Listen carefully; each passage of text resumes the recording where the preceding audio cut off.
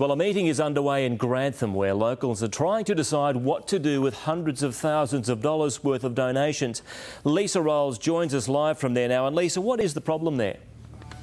Well, Bill, the problem is it's been almost 2 months since that deadly flood, and residents want to know where that money is and what it's going to be spent on. It's raining here tonight, there's a storm brewing above us, and yet the tent, which is now a makeshift town hall for these people, is full. You can see there are people standing behind me in the rain just to hear what's being said inside. We spoke to a few of them as they went in. Take a listen.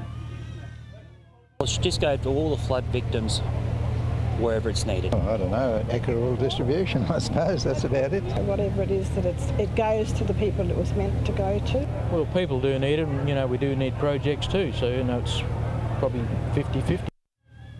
Now, Bill, there's been a lot of controversy here because there's been 2 separate funds set up in the days after the flood. One of them is run by the community, and then there was a second one called the Grantham Flood Support. Now, it had said it would donate all of the money, or use all of the money which was donated to it, to build community projects.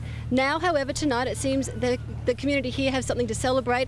One of the organisers of the Grantham Flood Support has stood up tonight in front of the crowd and said they'll donate $500,000 of the $530,000 they've raised so far to the community fund, which means all of that money will now go directly to flood victims. And I can tell you, it made everyone here very, very happy. I'll bet it is. That's good news. Now, Lisa, there is some good news as well on money from the Premier's flood relief appeal. Yes, Bill, it seems that since last Friday, the numbers of claims that have been paid and approved has more than doubled. Now, I'll tell you those figures. As of tonight, 11,500 claims have been processed. 8,600 of those have been paid, and we're told 2,700 more will be paid by tomorrow. Now, you'll have to excuse us moving up and down. We're on a platform outside this tent, and there's a lot of young children here tonight, so that's why the shot's moving. All right, finally, we hear the Premier's taking a break. Well, she's been through the cyclone, she's been through the floods, and now she's taking 4 days off, which leaves Paul Lucas in charge. All right, thank you, Lisa Rolls, up in Grantham.